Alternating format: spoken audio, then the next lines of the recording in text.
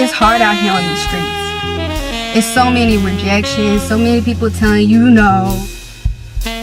Where are we gonna get our next job? Where are we gonna, where are we gonna get our next meal? I had to make my own way, and I didn't want to work at a fast food restaurant. It's the money, I don't think there's much to love about working on the strip, but, it's, you get into a cycle where you make 300 fast on a industrial, a non-union gig, and, you get an IMDb credit, you start meeting stores, and then you get hooked, because then you gotta get the next gig.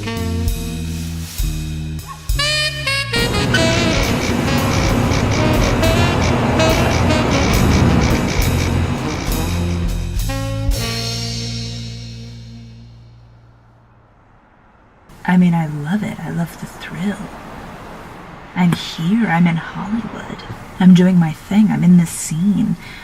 Why do I love extra work? It's brilliant. I mean, this is the real acting. I can't burn another hole in my dresses when I got back in '95. I was the roving beauty, the damsel, the wench. Depending on if they're filming. I mean, who doesn't dream of being a princess, am I right? I mean, look at me. With this, I rule the streets here. I have been out here for about a month, so it's really exciting. I love it. Yeah, I love LA. It's a space lady. I kind of try and feel out what's hitting, so right now I feel like space movies are really big. Gravity came out, and Guardians of the Galaxy, and pretty much any Tom Cruise movie. I really like the girls I've met so far.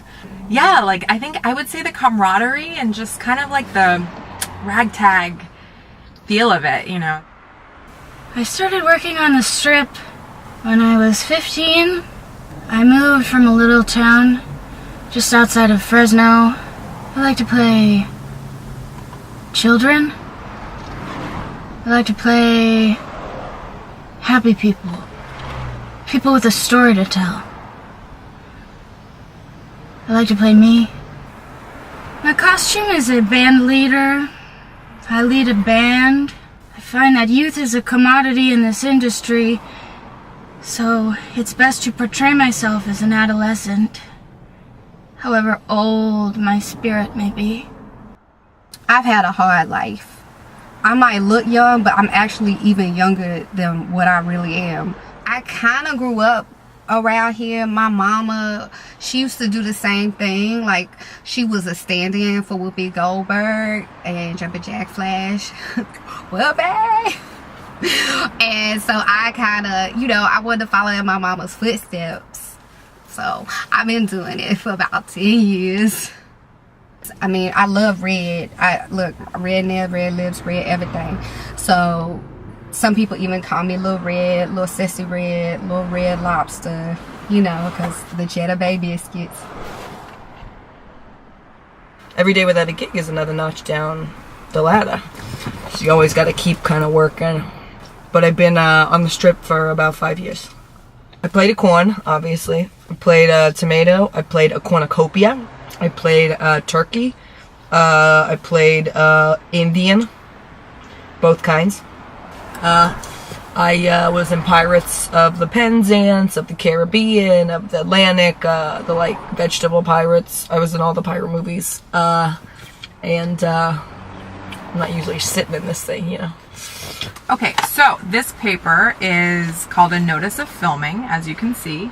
And this is pretty much the golden ticket. I find anywhere from 1 to 2 probably in a week, just kind of around town. But this kind of just lets me know where they're filming, how long they'll be filming for, what the production is, what I need to prepare costume-wise. I was working on a Red Lobster commercial. And they had me in this suit, me and this other girl. We was doing this dance that was kind of like a Beyonce dance. It was real cute. How everybody finds the jobs. You walk up and down the strip. There's a lot of casting directors who pull over in their cars. Best job I ever got was from getting to the car of a casting director who worked for Guillermo del Toro. I did background on Pan's Labyrinth, and it was a frightening experience.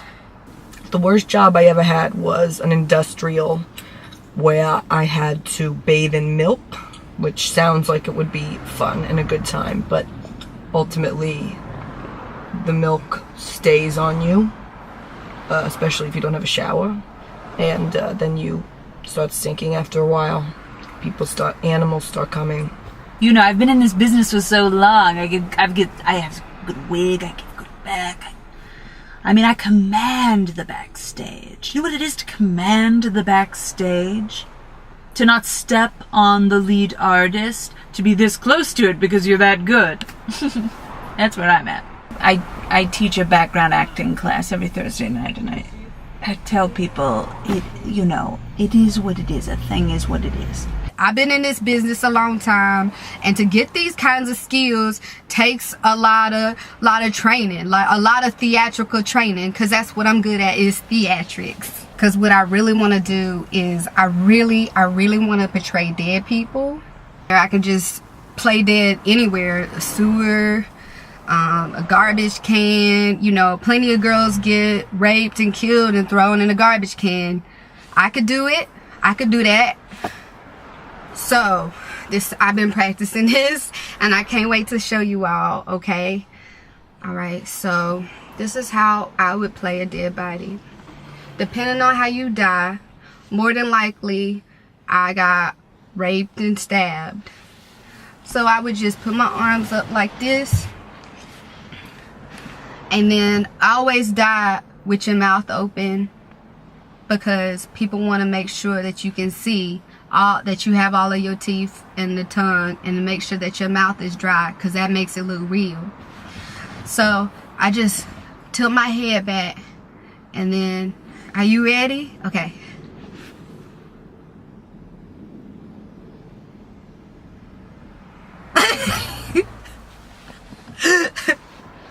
Ta-da! I was dead. I'm like a little angel laying in her deathbed. That's perfect. I should be able to get moved up to SAG-AFTRA for that. I got a daddy. I got an agent. My agent works out of a basement. It's not exactly a basement. It's a carport. It's a garage. But he's got a space. He's got his own space set up, and he pays monthly. So He always puts me in positions and in places with casting directors that are sometimes compromised. No, they're good. I should be. He takes good care of me. I do not have an agent. I'm currently getting hip pocketed by a daddy. He sometimes has another girl. Sometimes you gotta have more than one client. I understand that. But at least I know who he's not representing some woman on the street. He's representing someone I know.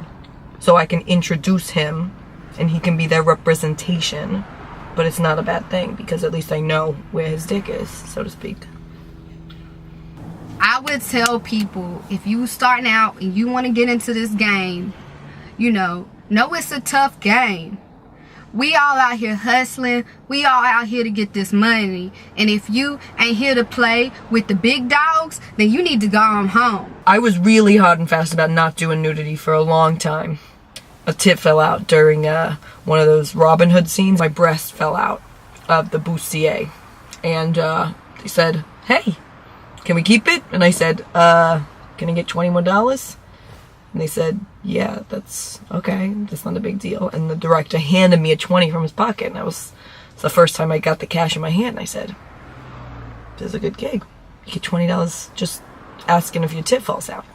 And then it's like every movie, pop a tit out. I am a background actress. Someday, some casting director will look at me and say, "You're done. I have no more background work for you."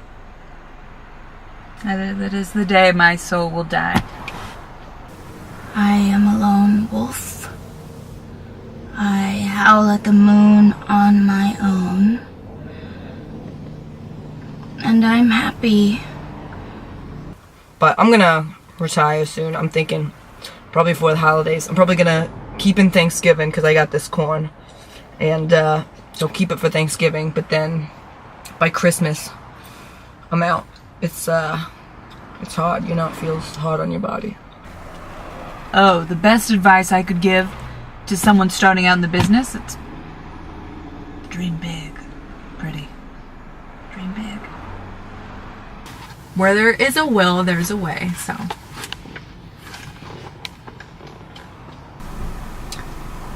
Have I had any work done?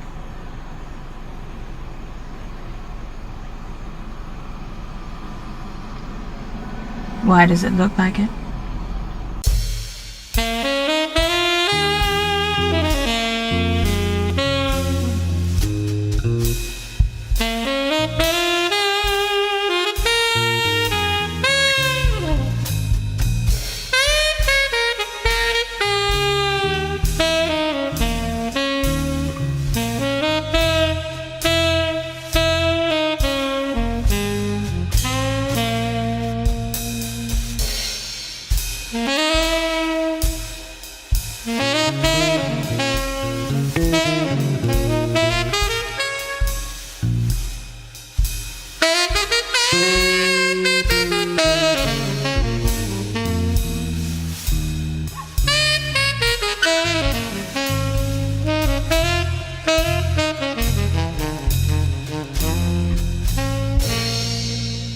You get addicted to the money. You get addicted to the drugs and the money. What kind of drugs? Who said anything about drugs? LevineKoreinProductions.